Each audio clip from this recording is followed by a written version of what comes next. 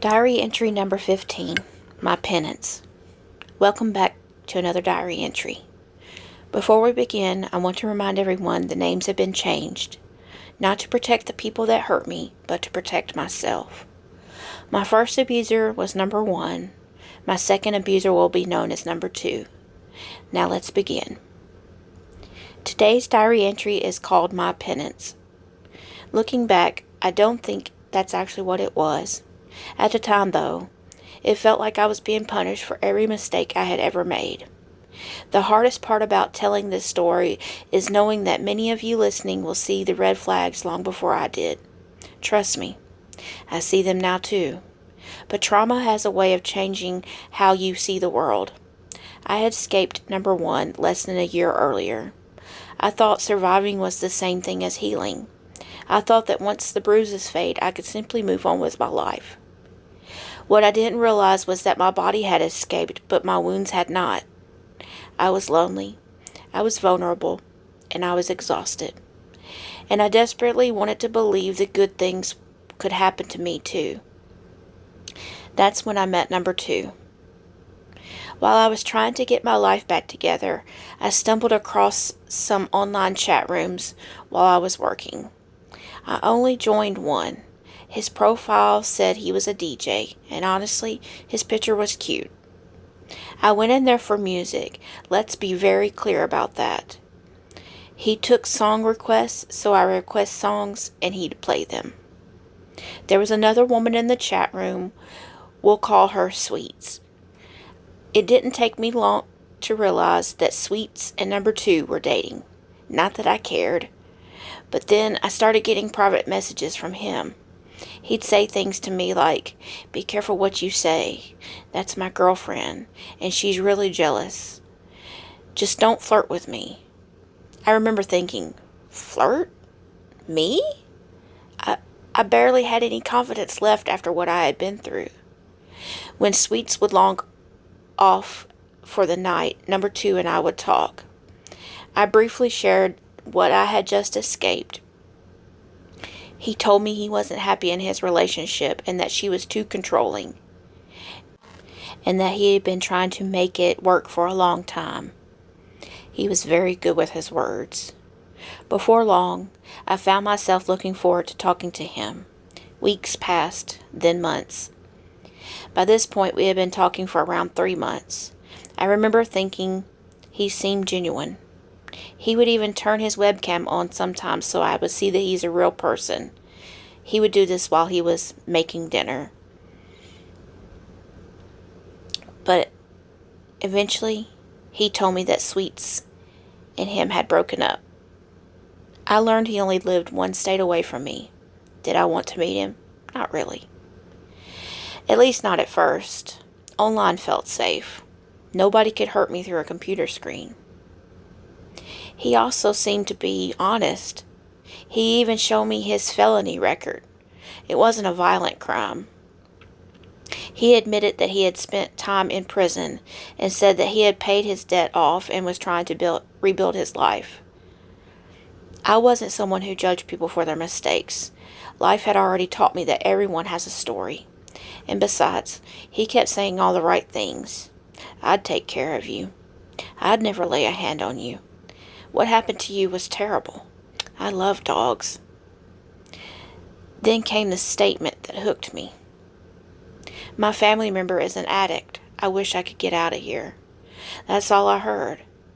I had already lived with addiction. I knew how hard it could be. That tugged directly at my heart. Looking back now, number 2 knew exactly what he was doing from day 1.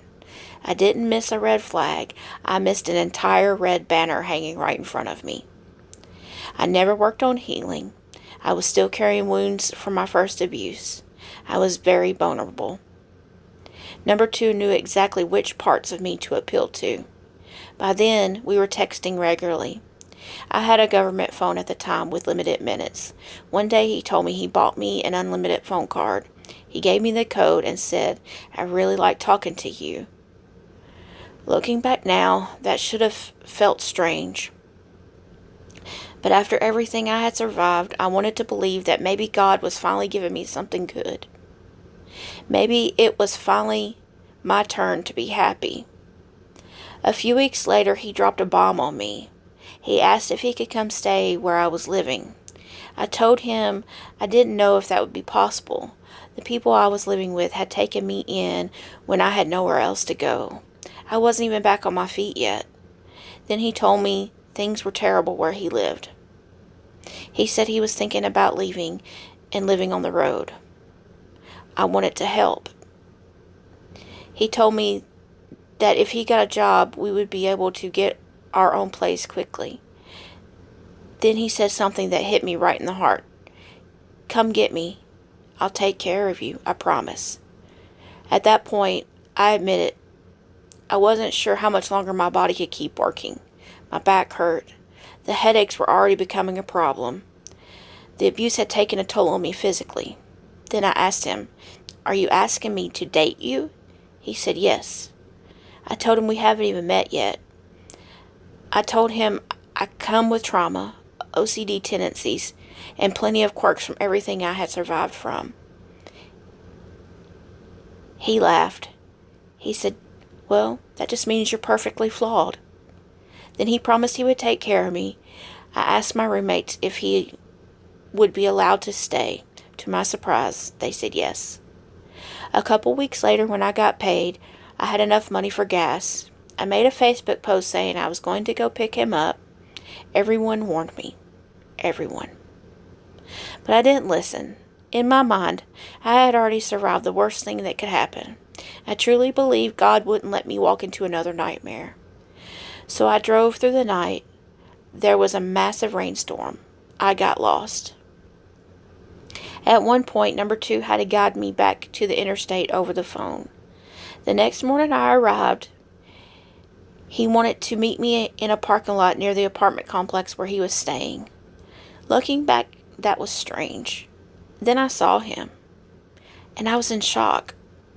He looked nothing like his picture. Well, maybe if I squinted. Maybe.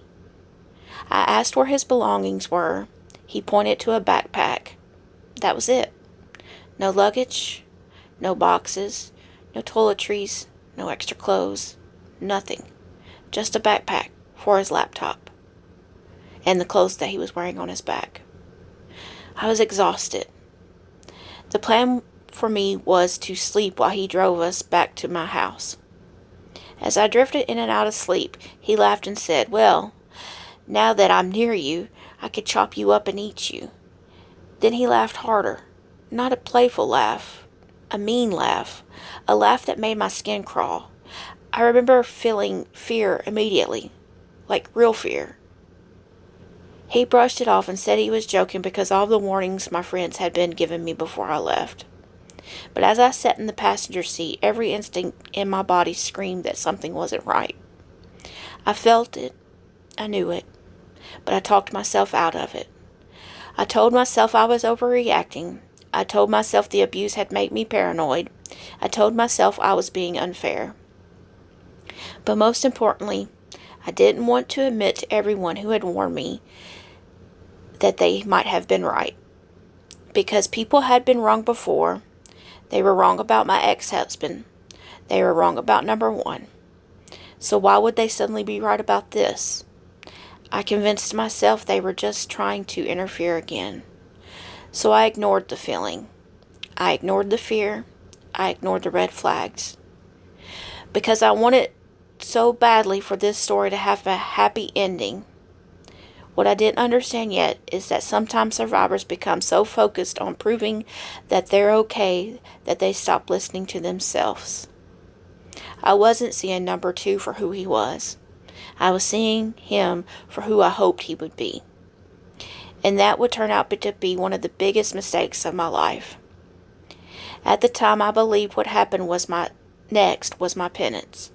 I believed I was being punished for every bad decision I had ever made.